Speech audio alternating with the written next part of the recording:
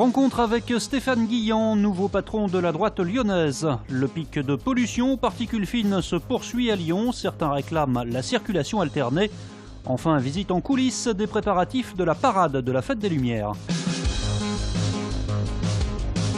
L'homme du jour, c'est Stéphane Guillan. Après la décision de Michel Avare de mettre sa carrière politique entre parenthèses, il lui succède comme président du groupe des Républicains en conseil municipal. Dominique Nachury n'ayant par ailleurs pas maintenu sa candidature.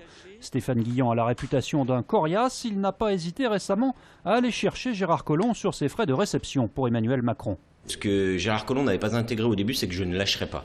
Je suis quelqu'un de relativement pugnace. Je lui avais dit que je voulais ces chiffres. C'était mon bon droit puisque l'accès à ces chiffres est autorisé à toute personne qui en fait la demande. Il m'a fallu 5 mois pour les avoir, mais à la fin, c'est Gérard Collomb qui a plié, c'est pas Stéphane Guillan, et je pense que c'était un signal important. Élu à Lyon depuis 2008, dans le 8e arrondissement, Stéphane Guillan est père d'une famille de 4 enfants et exerce le métier de responsable juridique. Le virus de la politique, il le tient de son père. J'ai un père qui a été élu maire d'un petit village de 60 habitants au fin fond du département de l'Ain en 77, qui a été maire pendant plus de 30 ans.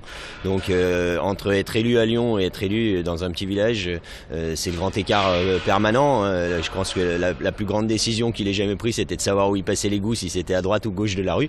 À la primaire de la droite, Stéphane Guillan avait opté pour Bruno Le Maire.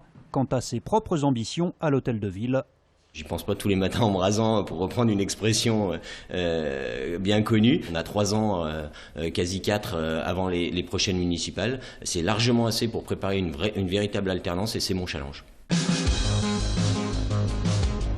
C'est un lieu très emblématique. On a un énorme carrefour, le carrefour de la Mulatière, qui est lui-même au-dessus de l'autoroute A7. Donc on a des quantités de voitures extrêmement importantes et du coup une pollution très forte. Depuis la semaine dernière, le bassin lyonnais est touché par un épisode de pollution aux particules fines. Le collectif Valve, qui milite pour des modes de transport non polluants, organisait ce matin une action symbolique sur le pont de la Mulatière.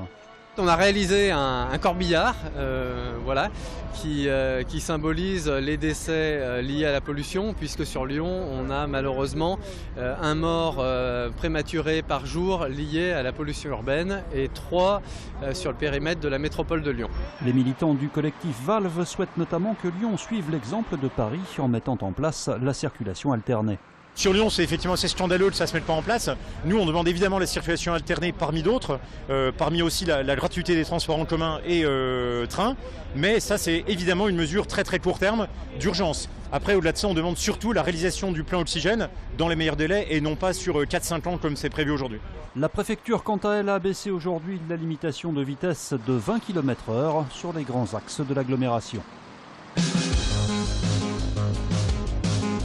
Lors des pics de pollution, le covoiturage est vivement recommandé. À l'occasion du concours EDF Énergie Intelligente, gros plan sur Ecov, une start-up innovante dans ce domaine. On a breveté un concept qui s'appelle la station de covoiturage connectée, qu'on vient installer vraiment au bord de la route, à l'interface entre le trottoir et la route. Et la manière dont les stations de covoiturage connectées fonctionnent, c'est tout simple. Le passager se rend à la station de covoiturage comme il se rend à l'arrêt de bus. Il utilise la borne dont est composée la station pour indiquer sa destination. Il y a un écran tactile. Et nous, en quelques secondes, via nos serveurs, on va afficher cette destination qu'il a demandée sur des panneaux lumineux, sur les panneaux lumineux de la station, qui sont eux placés au bord de la route, de manière à ce que tous les conducteurs les voient. Une façon de réinventer l'autostop. Pour l'instant à Lyon, ces stations n'en sont qu'au stade de projet. Une idée à suivre. À 2 jours du début de la Fête des Lumières, le dispositif de sécurité est en train de se mettre en place en centre-ville depuis ce matin. Des barrières anti-voitures béliers ont notamment été installées, comme ici rue Carnot.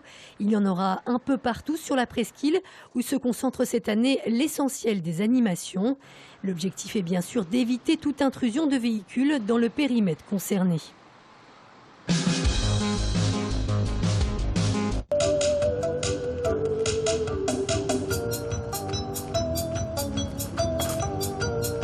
Depuis quelques jours, une drôle de musique résonne du côté des subsistances. C'est là que répète la compagnie Picto Facto. Originaire de Toulouse, elle a été choisie pour effectuer la traditionnelle parade de la Fête des Lumières. Cette année, ce seront donc ces drôles de structures gonflables, les lampadophores, qui déambuleront dans les rues de Lyon. Pour moi, c'est comme une famille d'insectes. des insectes marchands, des insectes volants. Pour moi, c'est la famille des abeilles. Après, c'est comme c'est on le voit là, c'est une création un peu géométrique. Chacun peut y voir ce qu'il veut. Pour moi, c'est vrai que j'ai le gros moustique. C'est un peu celui qui vient embêter tout le monde.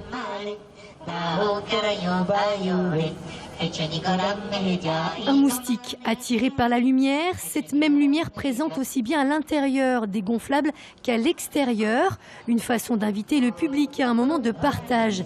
Le vivre ensemble, c'est d'ailleurs le thème de cette parade qui était initialement prévue pour l'édition 2015 de la Fête des Lumières. Une édition qui avait été annulée suite aux attentats de Paris. Il a été créé pour l'an dernier et la thématique au mois de mars l'an dernier, ça restait beaucoup Charlie. Cette idée de vivre ensemble, de partager. Et on travaille beaucoup sur les langages inventés. Et là, on n'a pas travaillé sur les langages inventés, on a travaillé sur les langages du monde et sur la thématique du baiser. Pour rencontrer ces drôles d'oiseaux, rendez-vous donc dès jeudi à partir de 20h en presqu'île.